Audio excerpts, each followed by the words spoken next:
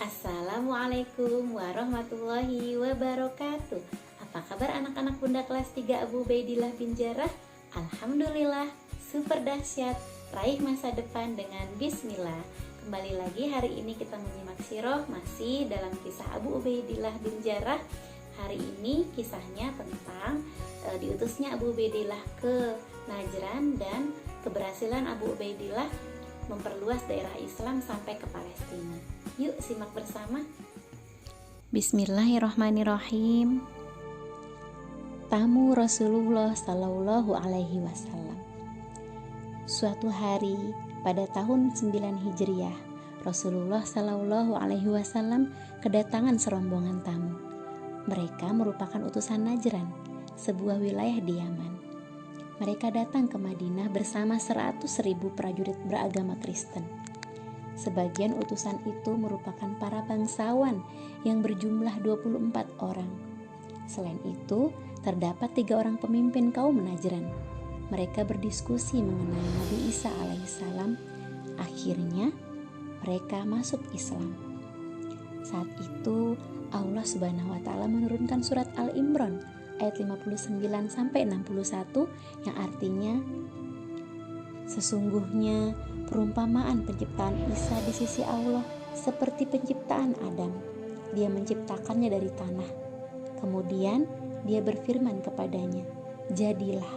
Maka jadilah dia. Kebenaran itu dari Tuhanmu. Karena itu janganlah engkau Muhammad termasuk orang yang ragu. Siapa yang membantahmu dalam hal ini? Setelah engkau memperoleh, katakanlah Muhammad, marilah kita panggil anak-anak kami dan anak-anak kamu, istri-istri kami dan istri-istri kamu, diri kami dan diri kamu juga. Kemudian marilah kita bermubahalah agar laknat Allah ditimpakan kepada orang-orang yang dusta.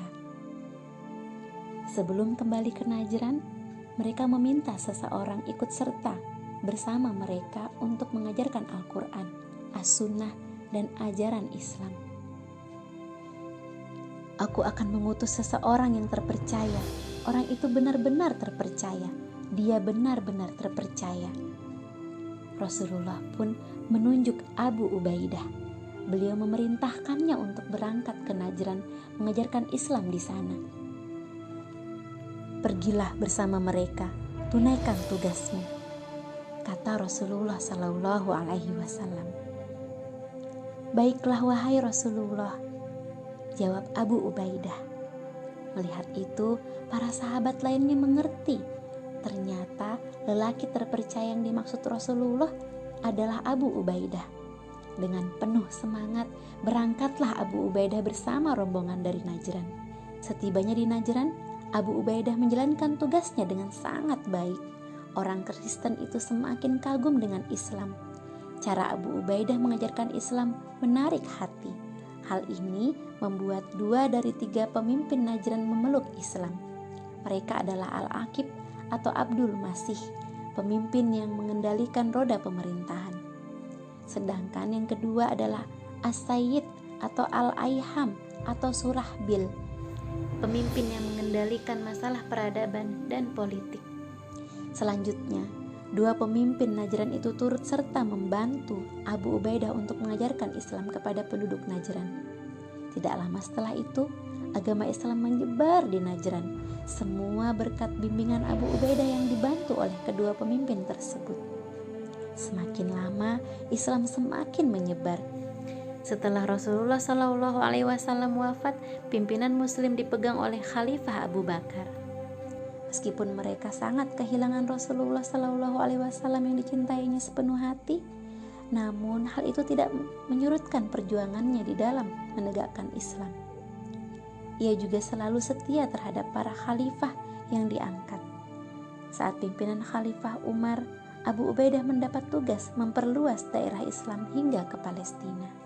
Penaklukan Yerusalem. Penaklukan Yerusalem dipimpin langsung oleh Abu Ubaidah bin Jarrah. Saat itu, tentara Islam mengepung sebuah kota bernama Ilya. Ketika itu Yerusalem dihuni oleh orang-orang Kristen dan Yahudi. Saat penyergapan berlangsung, pemimpin orang-orang Kristen mengirimkan berita kepada Abu Ubaidah. Isi berita tersebut menyatakan bahwa kota Yerusalem akan diserahkan kepada Khalifah Umar. Penguasa itu meminta Umar datang ke Yerusalem dari Madinah. Permintaan itu dipenuhi Abu Ubaidah. Kemudian Abu Ubaidah menuliskan sebuah surat untuk Khalifah Umar. Dia melaporkan keadaan kota Yerusalem kepadanya. Antarkan surat ini kepada Khalifah Umar, kata Abu Ubaidah kepada Maisarah bin Masruk. Tanpa membuang waktu, Maisarah segera menunaikan tugasnya. Dia berangkat ke Madinah untuk mengirimkan surat dari Abu Ubaidah kepada Khalifah Umar. Sesampainya di Madinah, Maisarah segera menemui Khalifah Umar dan menyerahkan surat yang dibawanya. Khalifah Umar pun membaca surat tersebut. Kami telah mengepung kota Yerusalem dan orang-orang Kristen siap menyerahkannya. Begitu isi surat dari Abu Ubaidah. Setelah membaca surat Abu Ubaidah, Khalifah Umar segera bersiap ke Yerusalem. Umar pun berangkat dengan pembantunya. Dia tidak membawa pasukan.